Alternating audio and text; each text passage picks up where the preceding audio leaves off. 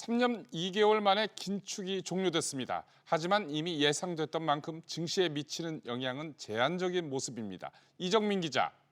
네, 이정민입니다. 마감 앞둔 국내 증시 상황 전해주시죠. 네, 조금 전인 2시 50분 기준 코스피는 어제보다 3.89포인트 소폭 떨어진 2,595.27에 거래되고 있습니다.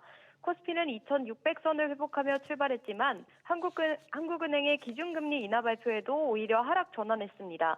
개인과 기관이 각각 3천억 원, 1,839억 원 순매수하고 있지만 외국인이 오늘도 5,240억 원 넘게 순매도하고 있기 때문입니다. 시총 상위 종목에서는 삼성전자가 1%가량 오르며 다시 6만 원대 회복을 시도 중입니다. 황제주에 복귀한 삼성바이오로직스가 2.5% 넘게 크게 올라 102만 1,000원에 거래 중입니다. 반면 SK하이닉스와 LG에너지솔루션은 떨어지고 있습니다. 소설가 한강 작가의 노벨문학상 수상 소식으로 일부 출판주들의 상한가도 속출하고 있습니다. 한세 예스24홀딩스는 어제보다 30% 오른 5,850원에, 예스24는 29.81% 오른 6,380원에 거래 중입니다. 코스닥 지수는 어제보다 5.2포인트 떨어진 770.28을 나타내고 있습니다. 이정민 기자, 원달러 환율은 하락으로 방향을 틀었군요. 그렇습니다. 장 초반 1,351원으로 출발한 원달러 환율은 오후 2시 50분 기준 어제보다 7원 10전 떨어진 1,348원 10전에 거래되고 있습니다.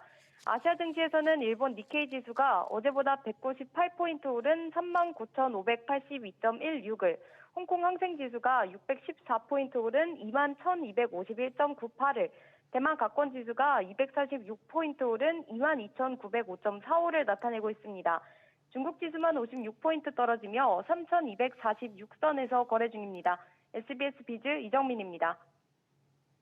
한국은행의 기준금리 인하 소식 자세히 짚어보겠습니다. 통화정책 전환의 요인과 배경, 문세영 기자가 보도합니다. 한국은행 금융통화위원회가 기준금리를 기존 3.5%에서 3.25%로 0.25%포인트 인하했습니다. 이로써 지난 2021년 8월 금리 인상으로 시작된 통화 긴축 기조가 3년 2개월 만에 돌아서게 됐습니다. 물가 상승률은 3년 6개월 만에 1%대로 내려오면서 안정세로 접어든 상황입니다. 여기에 가장 큰 변수였던 집값 상승세와 가계부채 증가세도 둔화됐습니다. 아파트 거래량을 보면 7월 대비 지금 한 9월 수준이 한 2분의 1 수준이고 수도권 주택 가격 상승률도 8월에 한 3분의 1 수준이라 가계대출 증가 규모도 9월 들어 상당폭 축소되었습니다. 또 고금리 장기화에 따른 내수 부진 우려도 금리 인하 결정에 영향을 미쳤습니다. 내수 회복이 지연되면서 올해 성장률 전망치인 2.4% 달성도 불투명해졌습니다. 우리나라 소비는 지금 잠재 성장률보다 조금 낮은 수준이고 그 내에서도 양극화라든지 이런 것이 굉장히 많기 때문에 자영업자라든지 고통받는 부분이 굉장히 많다. 성장 전망의 불확실성이 높아진 만큼 긴축 정도를 완화할 필요가 커졌습니다. 지난달 미국 연방준비제도가 기준금리를 0.5%포인트 내리는 이른바 빅컷에 나서면서 외환시장의 부담이 줄어든 점도 인하 배경으로 꼽힙니다. 올해 마지막 금통위는 다음 달 28일 열릴 예정입니다. 한국은행은 금융안정 상황과 내수지표 등을 살펴본 뒤 금리 인하 속도를 결정할 전망입니다. SBS 비즈 문세영입니다. 앞서 보셨듯이 한국은행이 기준금리를 내린 주된 배경은 가계부채 증가세 둔화에 있습니다. 실제로 지난달 가계빚 증가폭은 전달보다 3조 5천억 원 줄어든 것으로 집계됐습니다. 이어서 오종인 기자입니다. 지난달 말 은행권 가계대출 잔액은 1,135조 7천억 원으로 한 달 전보다 5조 7천억 원 증가했습니다. 9조 2천억 원이나 급증했던 8월에 비해선 증가폭이 40% 가까이 둔화됐습니다. 주택담보대출이 정부 건전성 정책의 강화, 또 은행권 가계대출 관리 조치로 상당폭 축소되었고 기타 대출도 추석 상환금 유임, 분기말 부실채권 매사각 등으로 감소 전환한 데 기인합니다. 한 달에 8조 2천억 원 불어났던 주담대는 지난달 6조 2천억 원 늘면서 증가폭이 2조 원 감소했습니다. 신용대출 등 기타 대출도 5천억 원 줄었습니다. 다만 불안감은 여전합니다. 5대은행 주담대 잔액은 지난 4일까지만 해도 전달보다 1조 원가량 감소했는데 9일 기준으론 9천억 원 가까이 증가했습니다. 이번 기준금리 인하로 주택 수요를 자극할 경우 가계대출 증가폭이 다시 확대될 거란 우려도 나옵니다. 주담대가 늘어나게 되면은 전방위전 조치가 나올 것 같은데 스트레스 DSR의 기준을 좀 더 강화할 것 같아요. 주담대에 대한 그 위험 가중치 하향 기준을 좀 상향할 가능성이. 지난달 스트레스 총 부채 원리금 상환 비율 DSR 2단계가 시행된 가운데 은행들은 금리를 인상하는 방식으로 총량 관리에 들어간 상황. 금융당국은 가계부채 고삐가 풀릴 경우 추가 규제에 나설 것으로 보입니다. SBS 비즈 오정인입니다. 기준금리 인하 소식에 당연히 이자 부담을 덜 수 있을 거라고 기대하시는 분 많을 텐데요. 하지만 올해까지는 대출금리 인하는 힘들 것으로 보입니다. 오서영 기자의 보도입니다. 기준금리 인하로 대출금리 오름세도 멈출 거란 기대감이 나옵니다. 좀 내려가야 되지 않을까. 지금까지 계속 힘들었으니까 이제 좀 낮춰도 되지 않을까 생각하거든요. 지금 많이 올라간 상황이라서 좀 내렸으면은 사람들이 이제 실제 체감하는 것과 기준금리가 차이가 나니까 이제 좀 힘들다고 느껴질 것 같아요. 대출금리가 기준금리 인하폭만큼만 떨어질 경우 가계대출자의 이자 부담은 연간 3조 원가량 줄어들 것으로 한국은행은 추산했습니다. 하지만 이번 기준금리 인하로 당장의 대출금리 인하 효과를 보긴 어렵다는 반응이 우세합니다. 시장금리는 이미 기준금리 인하 기대감이 먼저 반영돼 내림세를 보였습니다. 지난달 신규 취급액 기준 코픽스 역시 6월 이후 석 달 연속 하락한 3.36%로 집계됐습니다. 하지만 정부의 가계대출 관리 압박에 은행들은 오히려 가상금리를 인위적으로 올리고 있습니다. 정부가 일부러 더 부동산 대출을 옥죄기 위해서 부동산 금리만 찍어서 올릴 수도 있거든요. 소상공인들이나 기업의 경우에는 금리 인하의 효과를 체감할 수 있을지 몰라도 개인의 경우에는 아마 그런 걸 체감하기가 쉽지는 않을 거예요. 가계부채를 경상성장률 이내로 관리하겠다는 정부의 목표가 있는 올해까진 대출금리가 더 떨어지기 힘들 거란 관측이 나오는 가운데 연초부턴 가계대출 한도가 리셋되는 은행들이 다시 시장금리대로 반영해 대출금리가 낮아질 거란 전망입니다. SBS 비즈 오서영입니다. 친인척 부당대출 의혹을 수사 중인 검찰이 손태승 전 우리금융지주 회장 자택을 압수수색하고 있습니다. 취재기자 연결합니다. 김성훈 기자. 네, 김성훈입니다. 우선 압수수색 상황부터 전해주시죠. 네, 남부지검은 오전부터 부당대출 의혹과 관련해 우리은행 전현직 관계자 등의 사무실과 주거지 9곳을 압수수색 중입니다.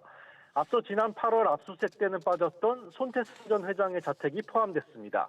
검찰은 우리은행이 2020년부터 올 초까지 손 전 회장의 친인척과 관련해 350억 원 규모의 부당대출을 내줬다는 금융감독원 검사 결과를 넘겨받아 수사 중입니다. 검찰은 손 전 회장 등 당시 경영진이 이 같은 대규모 대출을 지시하거나 인지했는지 여부를 살피고 있는 것으로 알려졌습니다. 앞서 우리은행과 주변인들에 대한 수사가 이루어졌었는데 이제 검찰이 직접 손 전 회장을 겨누고 있는 거군요. 네, 그렇습니다. 검찰은 최근 부당대출 관련자들을 불러 조사하는 과정에서 손 전 회장과의 직접적인 관련성을 의심케 하는 정황을 확보한 것으로 전해졌습니다. 저희 취재 결과 손태승 전 회장은 올해 1월 처남회사에서 차량을 제공받아 8월까지 이용한 것으로 확인됐습니다. 손 전 회장은 지난해 11월 30일 우리은행 고문직을 사퇴한 직후인 올 1월부터 처남회사 차를 몰다가 8월 중순 반납했는데요. 손 전 회장 처남의 부당대출과 관련해 금감원의 압박이 본격화한 시점입니다. 해명을 듣기 위해 손 전 회장 자택을 찾았지만 취재에 응하지 않았습니다. SBS 비즈 김성훈입니다. 땅에도 사람의 주민등록처럼 개별 정보가 있고 이걸 관리하는 기관이 한국국토정보공사 LX입니다. 국토교통부 산하 주요 기관 중에 하나인데요. 이 공사의 한 지사장이 대낮에 사무실에서 술을 마시고 법인 카드로 여러 차례 부당하게 사용해서 중징계를 받은 것으로 나타났습니다. 이처럼 주요 비위로 신분상 조치를 받은 직원이 올해만 벌써 20명이 넘습니다. 안지혜 기자의 단독 보도입니다. 지난 6월 LX공사의 한 지역본부 지사장 A씨는 인근 식당에서 직원들과 반주를 곁들인 점심 식사를 했습니다. 이후 회사로 복귀했지만 술자리는 계속됐습니다. 한창 업무 시간인 오후 3시 반까지 지사장실에서 음주를 한 A씨는 몸을 가누지 못했고 결국 내부 신고를 당했습니다. 감사 결과 A씨는 과거부터 배우자의 식당에서 여러 차례 법인카드를 유용한 행적도 드러났습니다. 공사는 A씨에 대해 정직 3월의 중징계를, 함께 술을 마신 팀장 B씨에 대해서는 감봉 3월의 경징계를 내렸습니다. 둘 다 우수근무로 장관 표창까지 받았던 직원들입니다. 최근에는 측량 정보가 담긴 파일을 외부로 무단 유출해 공사에 직접적인 손해를 입힌 직원이 적발되기도 했습니다. 이처럼 공사에서 올 들어 지난달까지 비위 행위로 파면 등 징계를 받은 임직원만 21명에 달합니다. 지난해까지 포함하면 50여 명에 육박합니다. 과거에도 화장실, 몰카 등 직원 비위가 끊이지 않아 윤리경영 선포식을 갖기도 했지만 여전히 근절되지 않고 있는 겁니다. 공사는 이번 감사 결과에 대해 심각하게 보고 있습니다. 공직윤리 확립을 위한 지속적인 교육과 수시 점검을 통해 재발 방지 및 조직 문화 개선에 힘쓰겠습니다. LX공사는 부동산 경기 침체와 측량 수요 감소로 지난해 비상경영 체제로 전환했습니다. 여기에 조직 기강까지 흔들리면서 내후 외환의 위기가 계속되고 있습니다. SBS 비즈 안지혜입니다. 최근 5년 동안 국내에서 세계 주요 조세 회피처로 송금된 자금의 규모가 40조 원에 육박하는 것으로 나타났습니다. 특히 올 상반기 대기업의 송금 비중이 40%를 넘어섰습니다. 우영준 기자, 조세 회피처로 송금된 금액 얼마나 늘었습니까? 네, 국회 기획재정위원회 소속 신영대 더불어민주당 의원이 한국은행에서 제출받은 자료에 따르면 지난 2020년부터 올해 상반기까지 주요 조세 회피처 15곳에 대한 해외 송금액은 모두 39조 341억 원으로 집계됐습니다. 조세 회피처에 대한 연간 해외 송금액은 2022년부터 급증했는데요. 연간 해외 송금액은 지난 2020년 총 7조 894억 원에서 2021년엔 6조 7,462억 원으로 소폭 감소했습니다. 그런데 이후 2022년에는 10조 6,479억 원으로 10조를 돌파하더니 지난해에는 10조 3,831억 원을 기록했습니다. 구체적으로 대기업의 규모는 얼마나 되나요?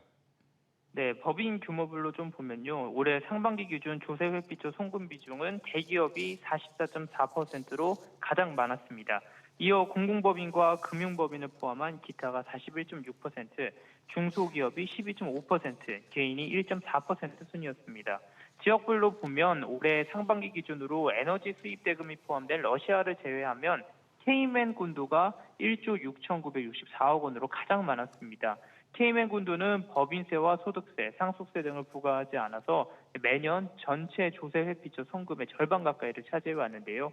케이맨 군도 전체 송금액의 44.5%에 해당하는 7,548억 원은 한 번에 $1,000만 이상을 보내는 거액 송금으로 집계되기도 했습니다.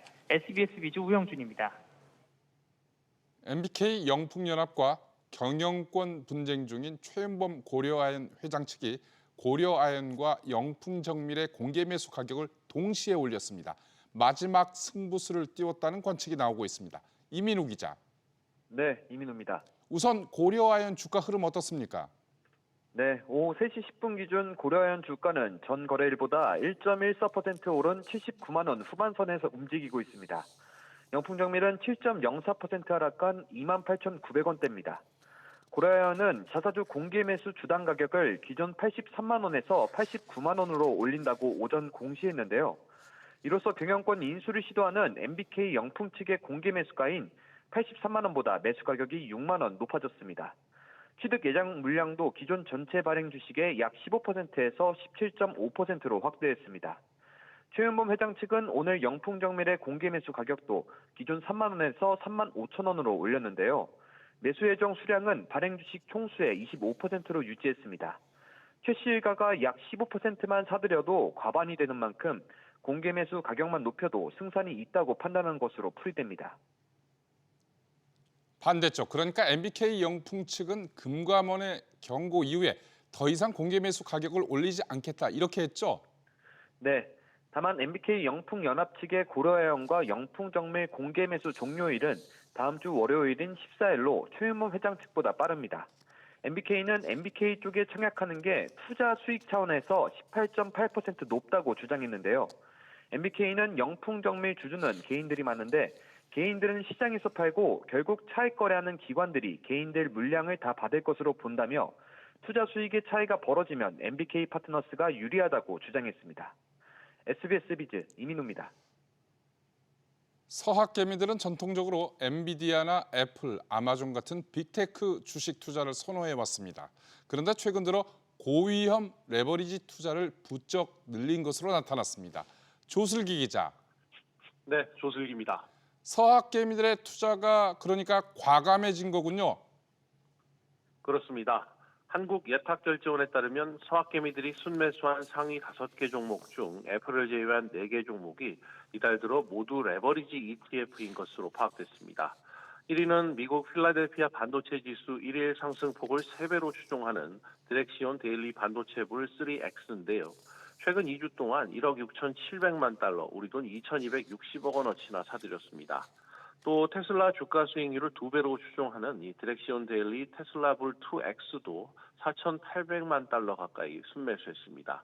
반도체와 전기차 대장주로 각각 꼽히는 이 엔비디아와 테슬라는 이름도 못 올렸습니다. 또 미국 장기채 지수의 일일 수익률을 3배로 추종하거나 중국 증시 하락에 베팅해 3배 수익을 올릴 수 있는 ETF에도 뭉칫돈이 유입됐습니다. 단순히 이 몇몇 유망 종목 투자가 아닌 글로벌 금융시장 움직임을 토대로 하이리스크, 하이리턴에 베팅하는 투자자가 늘어났다는 평가입니다. 조 기자, 이렇게 레버리지 ETF로 돈이 몰리는 이유는 뭔가요? 네, 일단 지난 8월 초 글로벌 증시 폭락 사태 이후 최근 반등 장세를 보이자 수익을 극대화할 수 있는 레버리지 펀드로 투자 자금이 몰리는 겁니다. 조정 국면을 10분 활용해 반등 때 초과 수익을 내겠다는 의도인데요. 다만 이러한 고위험 투자가 해외 투자의 상당 부분을 차지하는 것에 대한 우려의 목소리도 많습니다. 올랐을 때 높은 수익률을 얻을 수 있지만 잃었을 땐 손실도 그만큼 크기 때문입니다. SBS 비즈 조슬기입니다. 한강 작가가 노벨 문학상을 수상하면서 서점가에 모처럼 활기가 돌고 있습니다. 서점 앞에는 유명 맛집을 방불케 하는 오픈런 진풍경이 펼쳐지고 있습니다. 보도에 정보윤 기자입니다. 서점 밖으로 수십 명이 줄지어 서 있습니다. 매대에 책이 채워지기가 무섭게 집어드는 손길이 바쁩니다. 40분을 기다려 한강 작가의 책을 사는 데 성공한 60대 여성은 기쁨을 감추지 못합니다. 한강 작가님께서 대한민국 한강의 기적을 이루셨구나, 문학계에. 예, 그래서 갑자기 전율이 느껴지면서 얼음이 됐어요. 굉장히 눈물이 나오더라고요.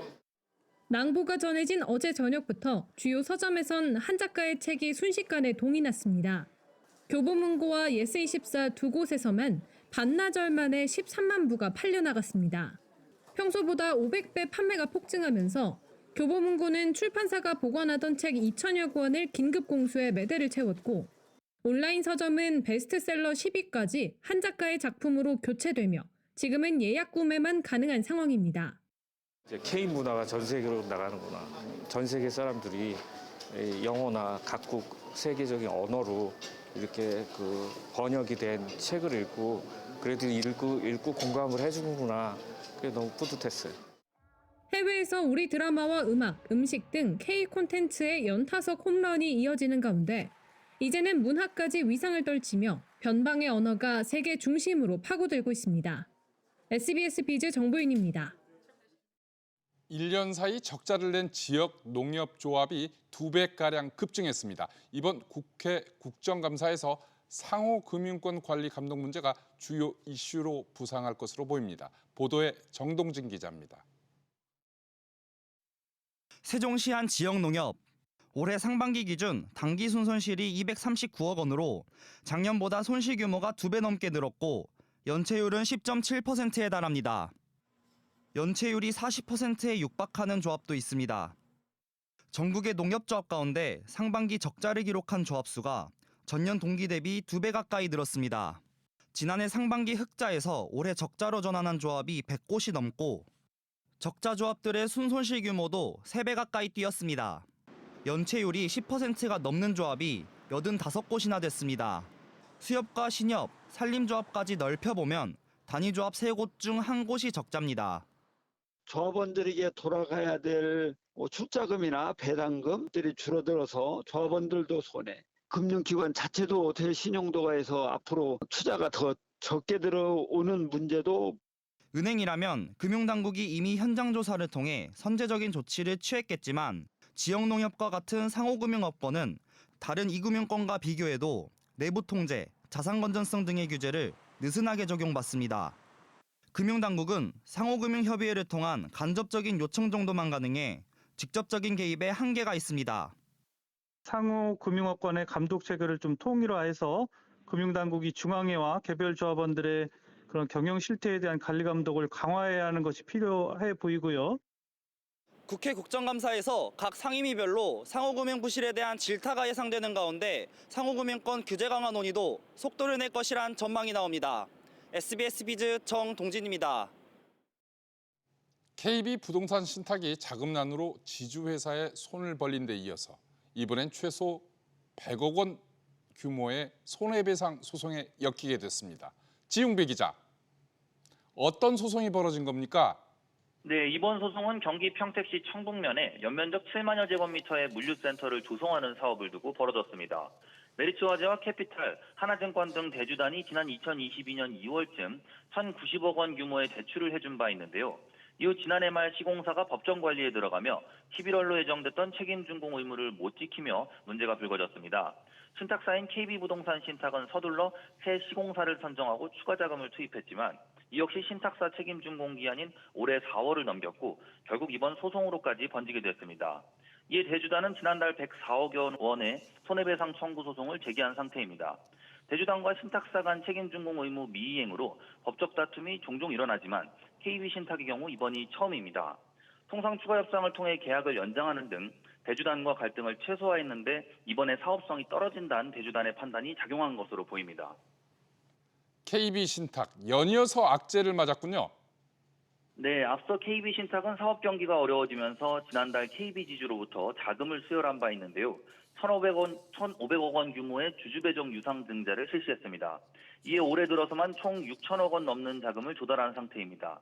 KB신탁은 일단 확보한 유동성을 바탕으로 공사를 우선 마무리하겠다는 계획으로 전해지나 어려운 악재가 겹치게 됐습니다. SBS 비즈 지웅배입니다. 테슬라가 운전대와 페달 없이 완전 자율주행 기술로 운행되는 로보택시 시제품을 공개했습니다. 일론 머스크 테슬라 최고 경영자는 현지 시간 10일 로스앤젤레스 워너브로더스 영화 촬영 스튜디오에서 자율주행 로보택시 사업을 위한 시제품을 선보였습니다.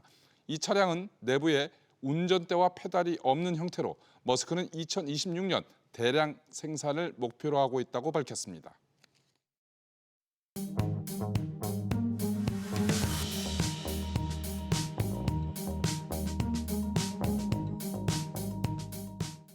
안녕하세요. K웨더 공기질흥센터에서 전해드리는 대기오염 예보입니다. 전국 공기질 실황입니다. 인천과 경기 서남부를 중심으로 먼지 농도가 높게 나타나고 있습니다. 다음은 서울시동별 공기질 실황입니다. 현재 양호한 모습인데요. 워스트로 선정된 지역도 보통 수준에 해당하고 있습니다. 오늘 대체로 맑고 날도 선선하겠지만 일교차가 크겠고요. 일부 서쪽 지역은 먼지 농도가 높게 나타나겠습니다. 국내에서 발생하는 대기 오염 물질의 영향을 받기 때문인데요. WHO 기준은 수도권과 충남, 전북 지역의 먼지 농도가 한때 나쁨 단계를 보이겠다고 예보하고 있고요. 환경부 기준은 보통 수준으로 양호하겠다고 예보하고 있습니다. 주말에는 대부분 지역에서 먼지 농도가 나쁨 수준을 보일 텐데요. 외출 시 보건용 마스크를 착용하셔야겠습니다. 대기오염 예보였습니다.